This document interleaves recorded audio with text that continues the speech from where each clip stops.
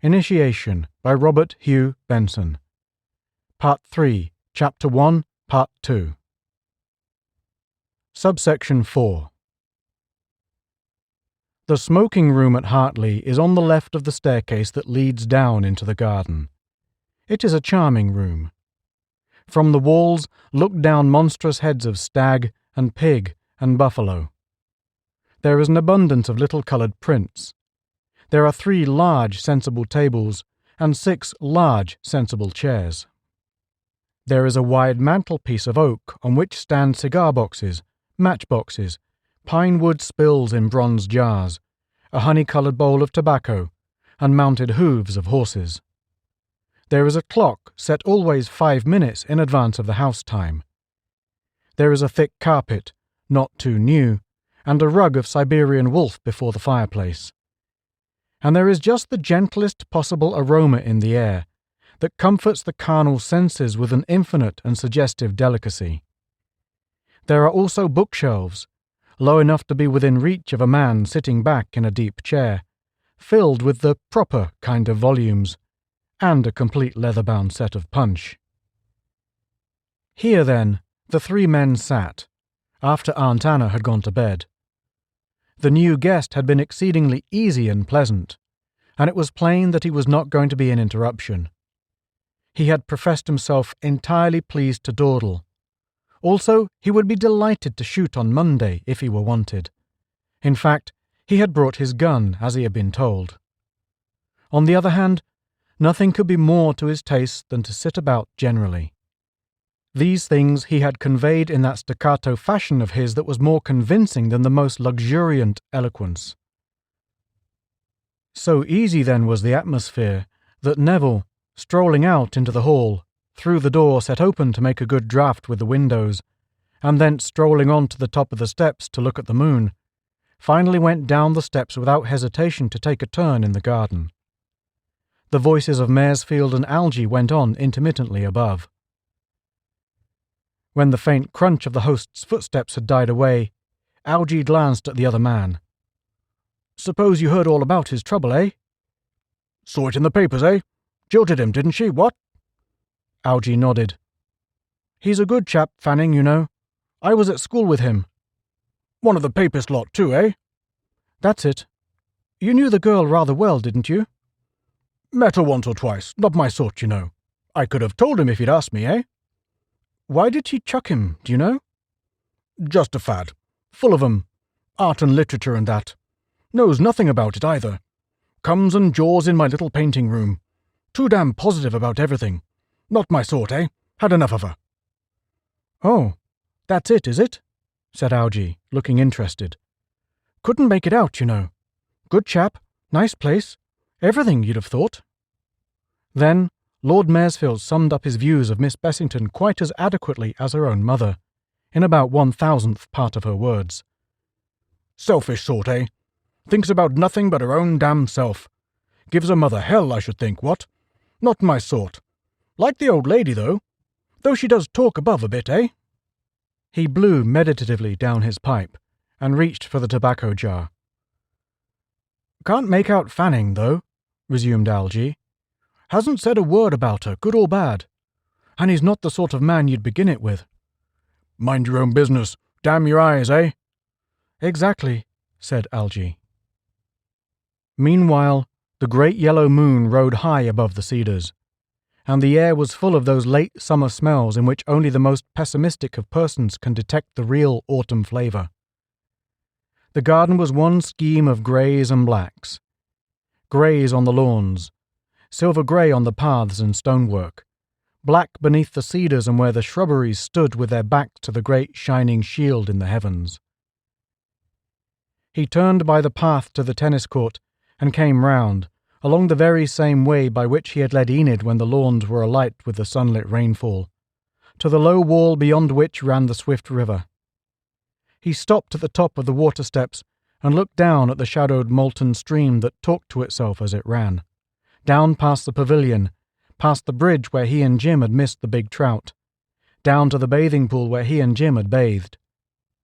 As he stood, a couple of thunderous plunges out of sight announced that the trout were excited, perhaps joyful in the moonlight, perhaps less ethereally greedy of their meal.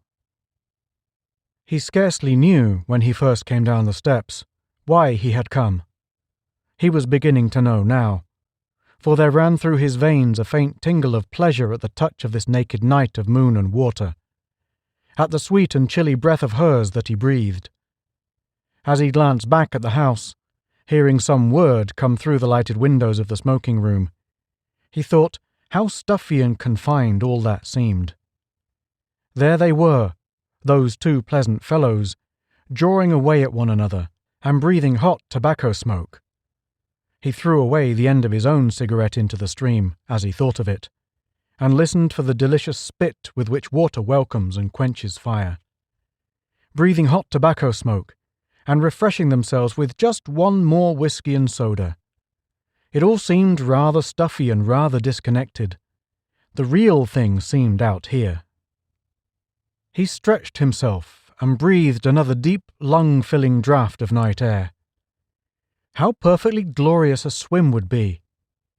Why should he not go down there beyond the bridge, and let his whole body drink its fill? It would not take 10 minutes. No, he wouldn't want a towel. Subsection 5. The two men looked up as he came in, a quarter of an hour later.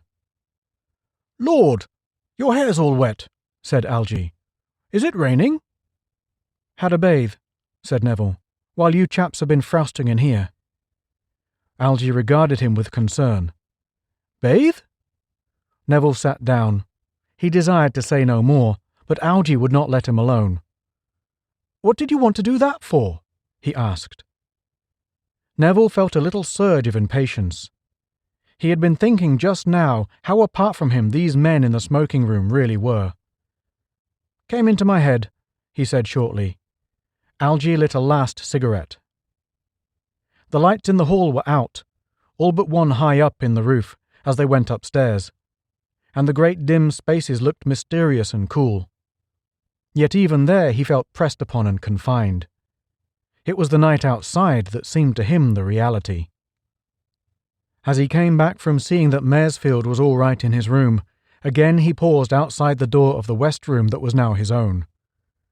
Yes, that was the great hearthrug below, with the chairs grouped confidentially in a big half-circle, where he had talked with Enid.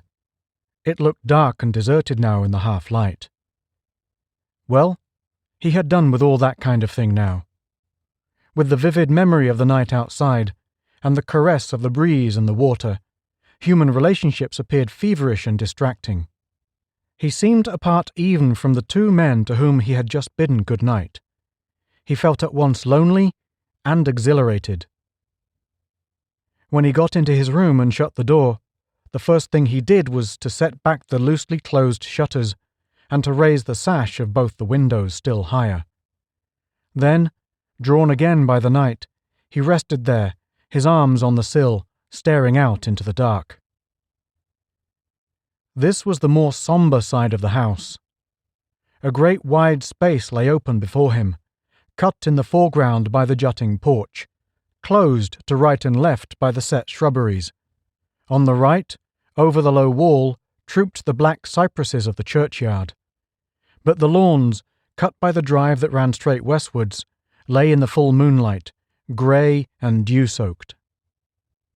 To the eyes of the body, it was an empty and rather desolate space.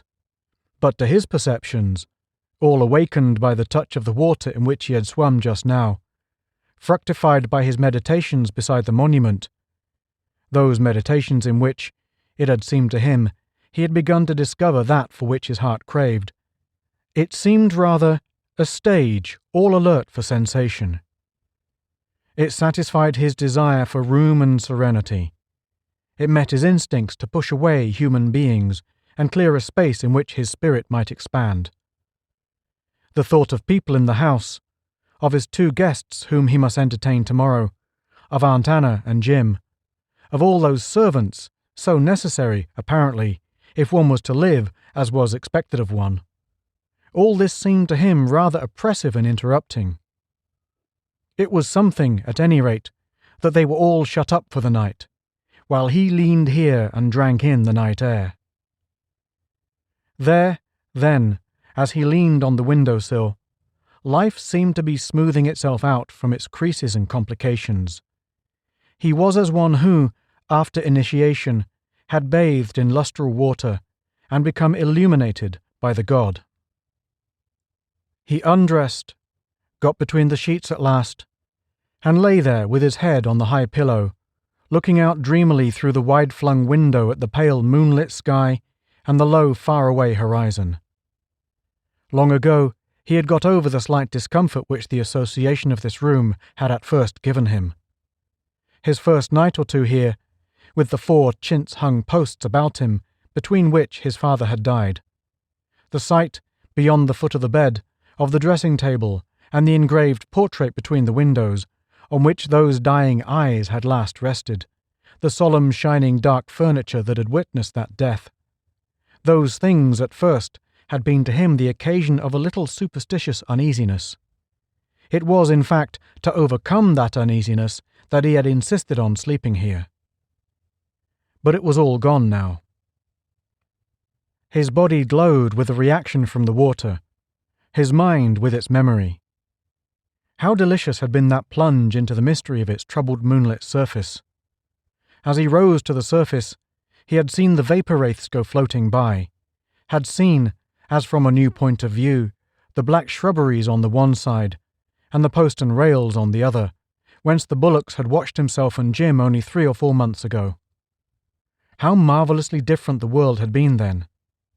It had been morning then, with colours and lights. It was the morning on which he had later gone up to London to meet Enid. It was night now, and all colours were gone, sucked back into the infinitely simple greys and blacks from which all colours come, and to which they must return. His mind had been active and imaginative then. It was passive and receptive now. He asked himself whether he were happy, and he did not know the answer. But he was sure that there were possibilities of peace in his new point of view that had been absent from the old. 5 years ago he would have looked for God, in such a mood in those days when he had madly thought to be a Jesuit, and would have tried to centre those sensations and experiences round the divine personality. 5 months ago he would have thought of Enid, would have imagined her as his centre, as indeed he had imagined her, the secret and meaning of all that he saw and felt. And now, again, as in the woods this afternoon, it appeared to him that he had sought to enshrine a foreign deity in a temple that was not his, in a temple that had been built by other hands and already held its creator. So he lay and dreamed, and the glow of his body passed into the sheets and reacted again, soothing and quieting him. And his eyes drooped and opened again upon the solemn oblong of sky and moonlight. He felt superbly well and vigorous. When he slept at last, the night breeze had risen a little. The blind flapped softly. Even the chintz curtains round that bed of death creaked and rustled, and a tassel somewhere tapped and tapped again, as if the room itself lived and was stirring itself to action.